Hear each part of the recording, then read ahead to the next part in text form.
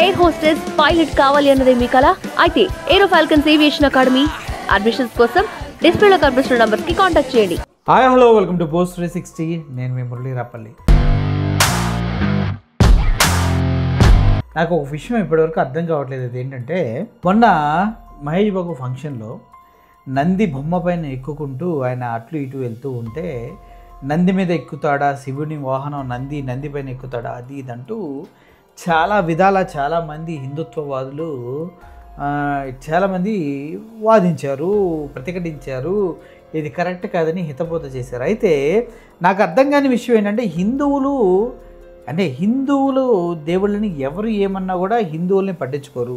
అది ఏదైనా సెలబ్రిటీ చేయగానే ఎందుకు ఇలా అర్థం లేని చెత్త వాగుడు వాగుతారనేది నాకు అర్థం కావట్లేదు. ఏంటన్నా ఇంత ఈజీగా అర్థం లేకుండా చెత్త వాగుడు అంటే ఎవడు వాగాడు అంటే మాత్రం మీకు నేను ఒక వీడియో వినిపిస్తాను, వినండి.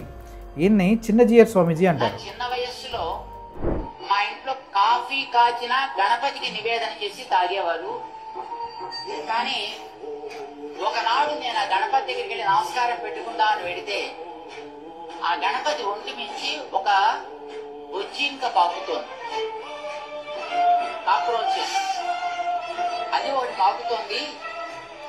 కొంతసేపు నేను చూసా, అది దాన్ని తొలగించుకుంటాడేమో వినాయకుడని. ఏం చేయలా. అప్పుడు నాకేమనిపించిందంటే, ఒంటి మీదుండే కనిపించే ఒక బొద్దింకనే తొలగించుకోలేనివాడు కనిపించని మన మీదుండే పాపాన్ని ఏం పోగొడతాడినా. అప్పటి నుంచి నేను నాస్తికుని అయిపోయానండి. సో మీరు గమనించారు కదా, ఒంటి మీద ఉండే బొద్దింకనే తొలగించుకోలేని గణపతి దేవుడు ఎలా అనేసి ఈయన ఆలోచించి ఆస్తికుడు అయిపోయాడంట. అయితే ఇక్కడ నాకు అర్థం కాని విషయం ఏంటంటే, ఇటువంటి వాళ్ళని ఎందుకు మీరు ప్రశ్నించరు? So called Hindu సనాతనవాదులు.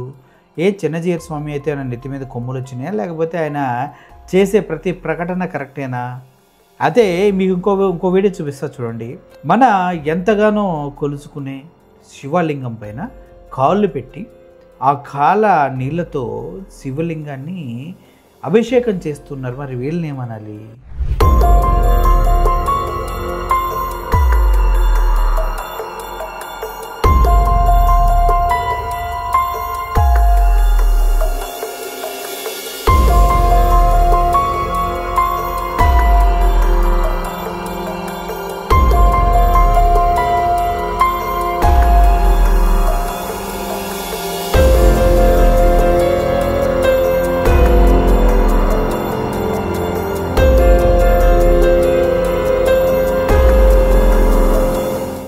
కూడా భక్తులే కదా, వీళ్ళు కూడా శివుడిని అవమానించినట్లే కదా, శివలింగాన్ని అవమానించినట్లే కదా. మరి అటువంటిప్పుడు ఎందుకు వీళ్ళని పక్కనే పెట్టుకొని ఇలా పిచ్చి పిచ్చి ప్రలాపలు చేస్తూ ఉంటారు?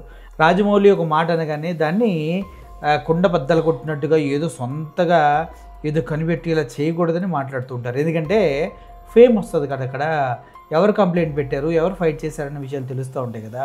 సో అదనమాట విషయం. అదేవిధంగా వీళ్ళు కాకుండా నిజం చెప్పాలంటే, ఈ శివలింగాలపైన కాలు పెట్టే వాళ్ళైనా కూడా శివుని పాటలు, హిందువుల పాటలు పెట్టుకుని ట్రాక్టర్ మీద వెళ్తూ అమ్మాయిలు అశ్లీలంగా డ్యాన్స్లు వేస్తుంటే వెనక కాషాయ వస్త్రాలతో వెంబడించే సోకాళ్ళు హిందూ సనాతనవాదులైన ఎవరైనా కూడా మంచివారే. ఎందుకంటే సినిమాల్లో హీరోలే కదా పిచ్చోళ్ళు, రాజమౌళి లాంటి డైరెక్టర్లే కదా పిచ్చి స్టేట్మెంట్స్ ఇచ్చేదంటూ ఇలా వైఖరి ఉండడం చాలా చాలా హాస్యాస్పదం.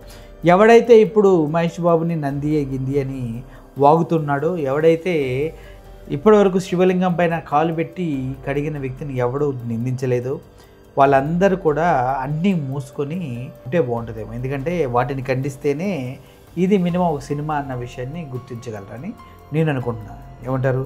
మహేష్ బాబు ఫ్యాన్స్కి అదేవిధంగా ఇలా చాలామందికి ట్విట్టర్ వేదికగా వార్ జరుగుతుంది. ఈ ట్విట్టర్ వేదికలో మహేష్ బాబు నంది ఎక్కాడు అన్న విషయాన్ని ఎవరైతే ఖండిస్తూ తప్పు అంటున్నారో వాళ్ళందరూ బతుకులు కూడా ఇలా బయటపెట్టి ఫస్ట్ వీడిని అడిగే దమ్ముందా అంటూ మన చిన్నజీయర్ స్వామి గారి ఫోటోని పెట్టి ఆ వీడియోని పెట్టి ప్రశ్నిస్తూ ఉన్నారు. దీనికి హిందుత్వవాదులు, సనాతనవాదులు ఏం సమాధానం చెప్తారో వేచి చూడవలసిన అవసరం ఎంతైనా ఉంది. Thank you for watching this video. Mulay signing off.